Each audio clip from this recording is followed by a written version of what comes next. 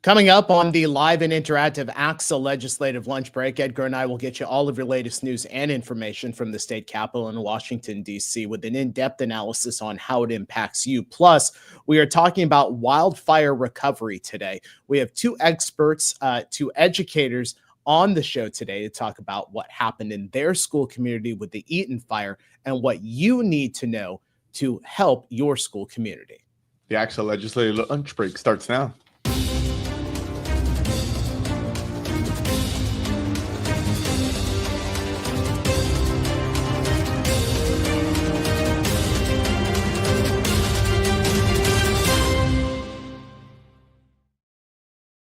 And it's a couple of minutes after 1 o'clock. We welcome you on a Wednesday to the live and interactive ACSA Legislative Lunch Break, along with Dr. Edgar Zazwata, ACSA's Executive Director. I'm Naj Alikan, ACSA's Senior Director of Marketing and Communications. Welcome. We are honored to have you with us today. Go ahead and jump into the chat. Say hello and let us know where you're watching from. Edgar, how are you? Another week hanging in there, Naj. I think I'm happy to be back in the seat here. And I know we kind of we talked about it last week that, over the last probably month, so many of our shows had been federally focused, given what's happening in DC. And don't get us wrong, there's plenty going on back there. That hasn't stopped all of a sudden. And I'm sure we'll be back at it here over the next couple of weeks. We will be back at it, I know, next week on some of those issues. But I'm glad that we're actually refocusing on the aftermath, and maybe it's a status report for what we've been saying even since the early part of the year, that we always have the tendency when these disasters happen that our attention turns elsewhere, but these communities are still very much dealing with the aftermath. So I'm looking forward to our conversation. Two great guests today. Yes. We are going to be talking about the impact of wildfires, not only what happened in Southern California with two educators, but what you need to know to help move your school community through wildfires that happen in your area that impact your school districts, your students, your staff. So we'll talk about that in just a moment. Want to say hello to a couple of our viewers on there. Neri Pais is our first one. Not that we should be surprised, Edgar. And Neri, bring out your calendar, because I've got two events that you're going to want to know about. Dana Carter with us today, Ryan Beardsley with us today. So good to have you guys on the show. We are going to talk about wildfires in just a second. And Edgar, this gives me an opportunity to talk just kind of about one district and the impact on the district with these wildfires. And we'll take you to Pasadena, the impact of the Eaton fire. Bloomberg News reporting that the Pasadena Unified School District has announced plans to eliminate more than 150 full-time employees, including 115 teachers, as it attempts to close a budget shortfall and the challenges of that Eaton fire. The school board is going to vote on whether to approve these cuts as early as tomorrow. And here are a couple of other data points, according to Bloomberg. District officials estimate that about 50% of the staff and about 10,000 of the district's 14,000 students were impacted by the Eaton Canyon fire. And that has raised concerns that some teachers and staff who've lost their homes could be at risk of losing their jobs. And Edgar, this just kind of gives us a narrow view of what is happening in one of the school communities, but this is something that happened all over Southern California, these wildfires. Yeah, I mean, and we have two guests from the general area, and I mean, one of them was personally impacted by this tragedy. But I think just the point you bring up, Naj, is that whether it be there in Pasadena, I know in LA Unified, we had some schools that were lost, and so again, it's not only the immediate piece, and in the tough job, I will say that even like the leaders that we have in these respective communities, the boards that now have to deal with the fiscal realities, right? They have to go back to operating schools, and because of how we're funded with ADA, what does that mean? What is that going to be the impact on? How do you deliver services to some of the communities? We saw this lessons from, years ago, in Paradise and other fires up here in Northern California that faced some of those similar circumstances. Far after the flames are done and people attention is put elsewhere, that there's some real operational, logistical, financial decisions that unfortunately have to continue to be made long after the immediate emergency. Yeah, and you mentioned a few districts. We talked about Pasadena and LA Unified, Altadena, Arcadia, so many that were impacted by the Eaton fire. So this is just one of those early stories that we have about the impact. And again, we'll be talking about this in just a moment. I do also want to refer to an article, and we're going to put a link in our chat for you to take a look at it. It's an opinion piece in Ed Week titled "Musk and Trump Are at War with Public Education," and it's written by former Secretaries of Education Arne Duncan and Dr. John King. They were both part of the President Obama administration, and they talk about why closing the Department of Education puts America at risk. One of their key points is that people who spend little time in public school and have never used a Pell Grant to go to college are trying to tear down the system responsible for supporting education opportunity in our local community. So we encourage you, again, we'll put that into the chat, to go ahead and read it, because this also gives us an opportunity, Edgar, to promote two important shows coming up. And Neri, I told you, get your calendar ready, because you're going to want to mark this in. Next week, former Education Secretary Arne Duncan is scheduled to join us, one of the authors of that article. He'll be on here to talk a little bit about the importance of the Department of Education, some of the accomplishments during his administration there, and the successes and challenges of the department. And then coming up March 19th, former Education Secretary Dr. John King will join us. So two very important interviews. And I think, Edgar, as we've talked so much about what's been happening with the federal government and the current administration's desire to shrink or completely eliminate the Department of Education, I'm looking forward, especially after this article, to hear what both John King and Arne Duncan have to say about what's happening with the Department of Education. Hey, two great guests, two big names there, in the upcoming weeks. And I think just given what we've been really focused on over the last month and a half is two gentlemen who have sat in that seat, who know it from the inside, who obviously have some perspectives, both on the political, ideological, but also can talk about some of the practical impacts. And maybe, like, we've been asking these questions to some of these federal experts of not just the politics of it, but also administratively, as there's all these narratives going around these issues, what can schools expect from a very pragmatic basis? So I'm looking forward to both shows there. Yeah, absolutely. So Arne Duncan coming up next week, and then March 19th, Dr. John King will join us. Let's switch topics, Edgar. Let's talk about wildfires, recovery, and how to prepare. We're going to talk to two educators who confronted the challenges of the Eaton fire from two very different ways. And again, data points wise, the Eaton fire burned more than 14,000 acres in Southern California, and 9,500 structures were destroyed. Let's go ahead and bring in our guest today.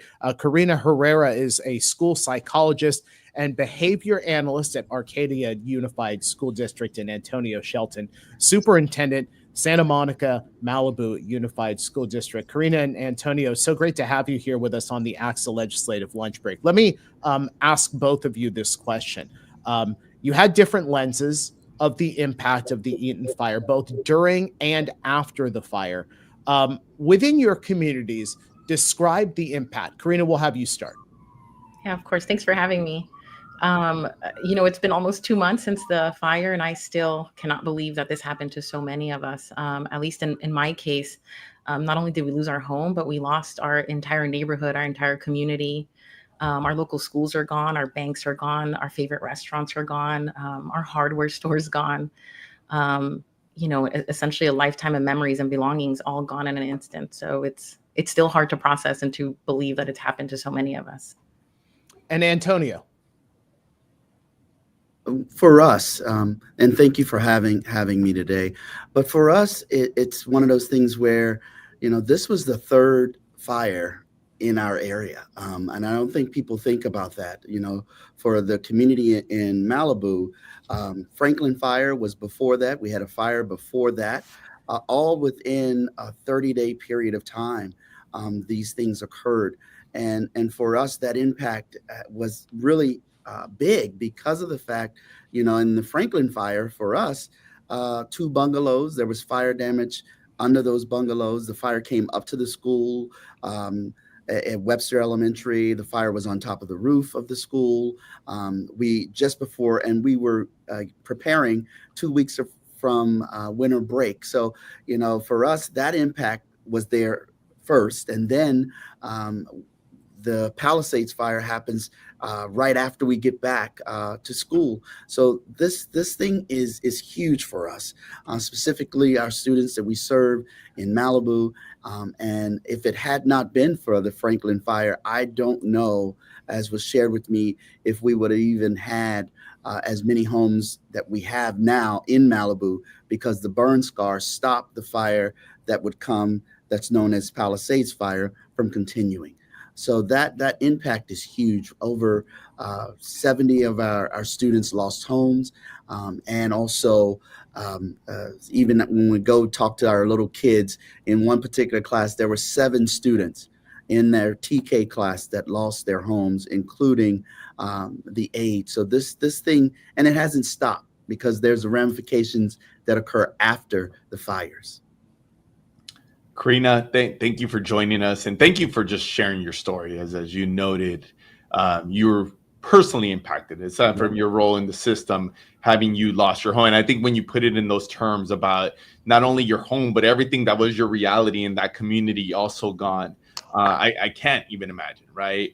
And I know you're symbolic of what unfortunately was the case in so many of these communities, and for that was the vast impact of that unfortunately it wasn't unique, and there were so many people in your shoes. So just thank you for just putting yourself out there and sharing your story. With that said, you have a unique role as a school psychologist, and it made us think, how did you balance kind of the needs of your professional role of trying to support your students, your community, but also balancing that out with what you and your family, must have been going through and are still continuing to go through?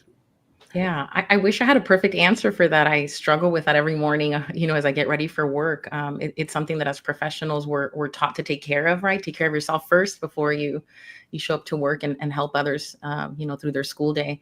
And so this actually has been really, really difficult.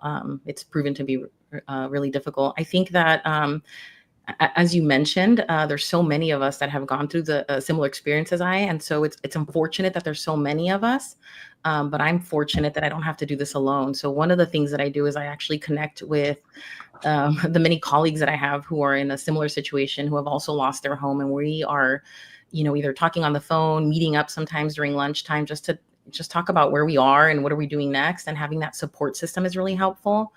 I've also stayed really connected to our actual neighborhood. So our entire street, there's 28 neighbors, and 25 of us participated in what used to be our old neighborhood watch group. And so we stayed connected, and we communicate on a daily basis, and we help each other, kind of stay afloat and on track to our ultimate goal, which is to return to our community. So I think it's unfortunate that there's so many of us, but having so many of us doing this together has been helpful.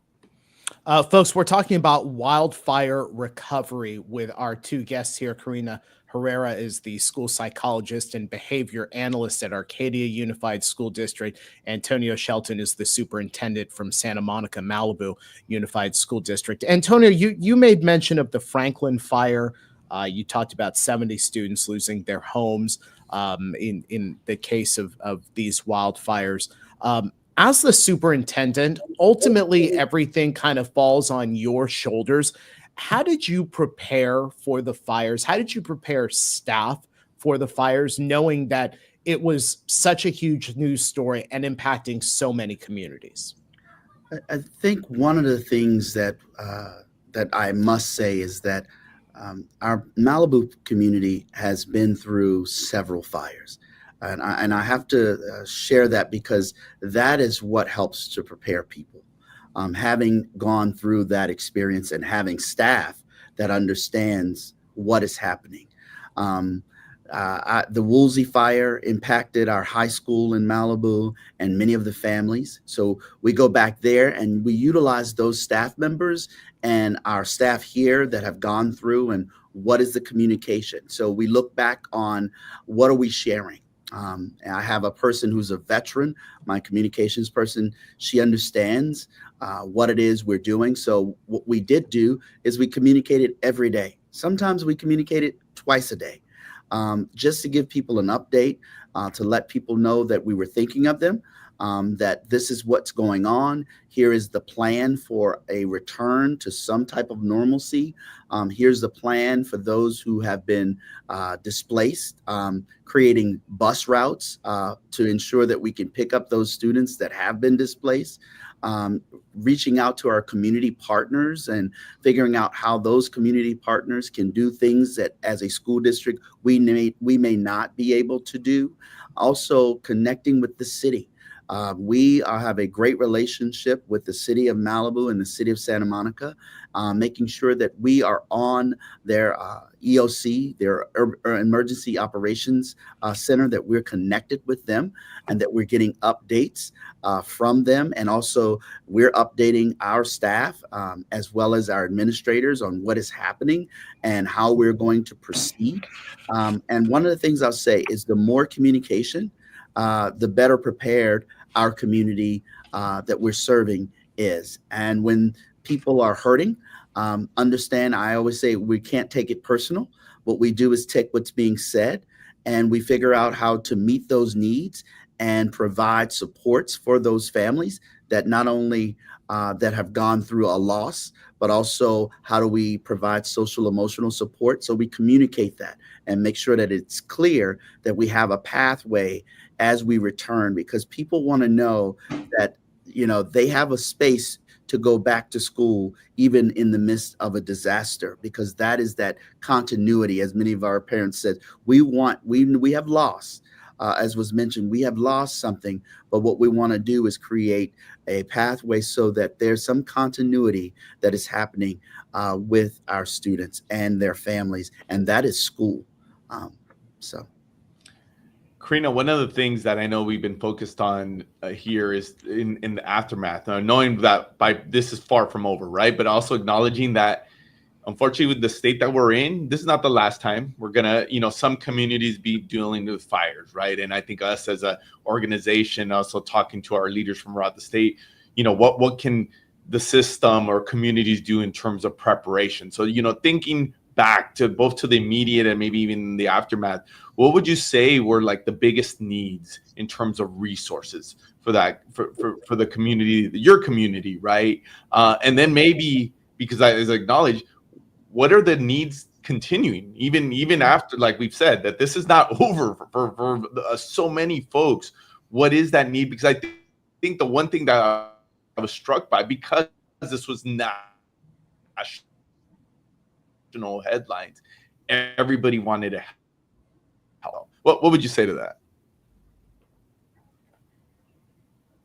Oh, I think I may have cut off here. Were you guys able to hear Edgar? Part of. I heard most of it. You heard most of it. All right. So Edgar, can you hear us again? Yeah, I'll summarize my question. Sorry for having some technical difficulties. It happens once in a while. Yeah, just in terms of if you could speak to the resources that were both needed in the immediate term, and then maybe ongoing. What does the community still need? Yeah, I think the biggest help that we needed initially was housing. That proved to be really difficult. I mean, housing was already difficult in LA County prior to the fires, and it became even more difficult with the fires. For myself and a couple of my colleagues, we have pets like many families do. And, landlords are not always accepting of pets. And so finding a home that was able to accommodate our family size along with our pets proved to be extremely difficult. So although we were able to find temporary housing recently, our pets are still displaced, and as a family, we're still not fully together. So that is still something that we're in need of. And as far as my school community, I think patience, time, and to be honest, funds. Those are, I think, the three things that our school community has been providing. Our school district organized very quickly, and they created something new for us, or for those of us who have lost our home. They created a catastrophic leave bank. So allowing us extra time off for this school year, I think, has been an incredible resource, since this is extremely time consuming. It's like having a second full-time job dealing with, the effects of the fire. And then the second thing that our school district did was that they very quickly organized with community members and with our Ed Foundation to fundraise in the days following the fire. So we weren't really involved in that process, but it was a really nice surprise just to know that the community really came together, including, colleagues who weren't affected, and they did a lot of fundraising in the days following the fire. So those three things, patience, extra time to deal with, the effects of the fire, funds, and then just for everyone, housing has been really difficult. And I will say, and I'll ask both of you this question, but Antonio, I was listening to the feedback on the last question, so I've been here taking notes on everything you said. But I will ask both of you this question, and Antonio, I'll have you start. What's one thing that you learned from these fires, and one recommendation you would have for our viewers? I think the big thing is communicating quickly. And it doesn't have to be a lot of information, but some information. Letting people know what has occurred and how you plan to handle it is so key. And being empathetic. People are going through a lot, as was mentioned. The catastrophic bank is one of the things that we did for our teachers and working through, because it was important that we bring about that humanistic approach. The other thing that I would say that I guess I learned is that there's things that are going to happen after the fire is over, such as mudslides, that rains are going to occur, and that we're going to have to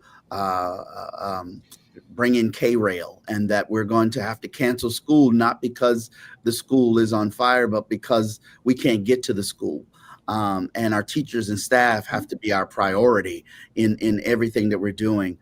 So all of these things, you just don't think about until someone tells you, hey, now we got to think about the burn scar that's there, and that you have to prepare for figuring out how do we get kids to school, or how do we figure out how to do online, because we're back there.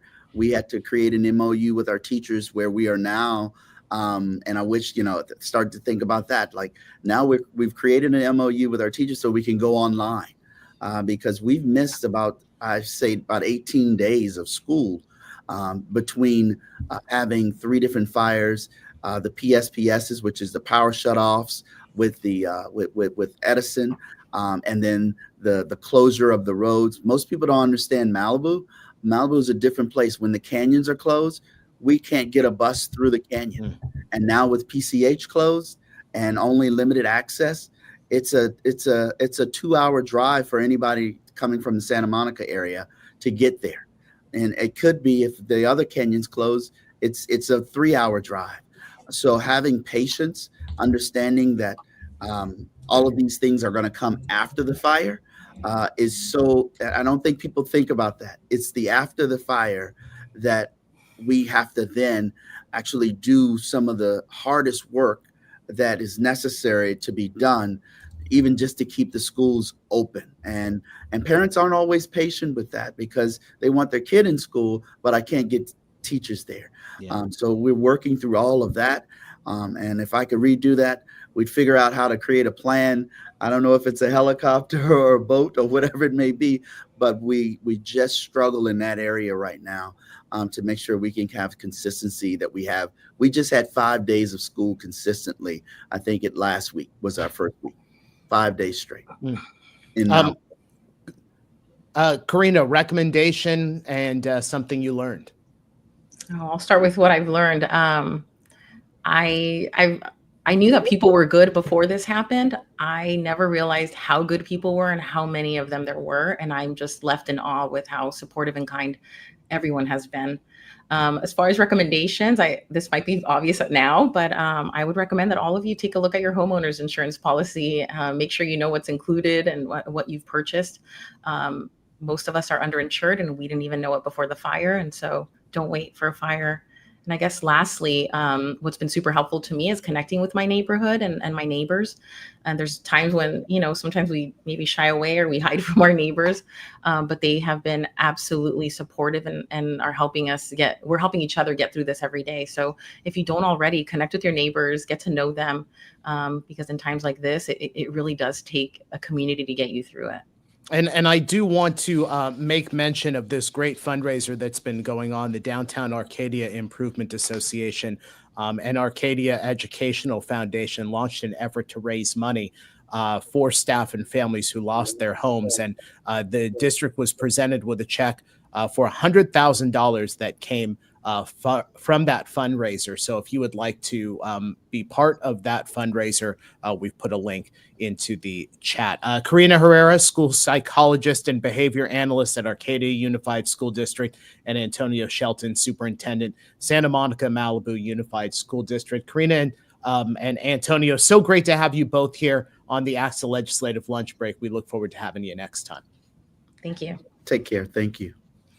Folks, do want to tell you about a couple of conferences that we have going on: our ACSA Equity Institute and our ACSA Lead with Pride Symposium. The Equity Institute happening March 12th through 14th in Berkeley, titled The Power of Connection, Equity, Wellness, and Collective Care. You can click that QR code after the show, or you can visit ACSA.org/professional-learning for more information and registration. And then our ACSA Lead with Pride Summit, Out Proud and Moving Forward. That is April 30th through May 2nd at the Westin in Anaheim. Again, we've got a QR code. And of course, you can go to ACSA.org/professional-learning to learn more about that event and register for it as well. And folks, we do want to remind you, if you like what you've seen here on the ACSA Legislative Lunch Break, we will remind you to like us on Facebook or subscribe to us on YouTube. When you do, you'll get an instant alert when we're about to come on the air with breaking news. And then, of course, a reminder about our regularly scheduled Wednesday show. If you have great stories happening in your school community, we want to tell those stories too. Go ahead and send your news releases, talking points, your photos to our EdCal editor, Michelle Carl, at mcarl@axa.org. And Edgar, do want to remind our viewers, next week, the former U.S. Secretary of Education, Arne Duncan, will be here to join us, talk a little bit about the Department of Education, the successes while he was there in the Obama administration. Take your questions as well. That is coming up on next week's edition of the ACSA Legislative Lunch Break. Edgar, powerful conversation that we had with those two great educators about their experience. The number of times they talked about the impact of the fires while they were going on, but really the impact post-fire is, I think, one of those experiences that not a lot of people really consider. Yeah, I mean, I think just from the both unique perspective, Dr. Shelton, who, like so many of our leaders, other of his colleagues, superintendents, whether it be in these fires in the communities that we noted or other fires from around the state, the things they've had to think about. And unfortunately, like you mentioned, in many of these cases, this is becoming a recurring issue. So it's not like it's an isolated incident. It's like, how do we now prepare and constantly live in this cycle of like knowing that that we're at risk of this? So I think that just that perspective from leadership is very unique. And then also, obviously, Karina just sharing her personal story. And I can only imagine having had that kind of loss as a family and then still doing the work, her calling, and her being vulnerable and just talking about that. Yeah, it wasn't easy, and it continues to not be easy. Just so much gratitude for both of them, is just sharing their perspectives. Yep, absolutely. Folks, we're at the bottom of the hour. Thanks so much for joining us here on the ACSA Legislative Lunch Break. Remember, Arne Duncan joins us next week here, Wednesday, 1 p.m. on ACSA Facebook and ACSA YouTube. Have a great rest of the day and rest of the week, and we'll see you next time.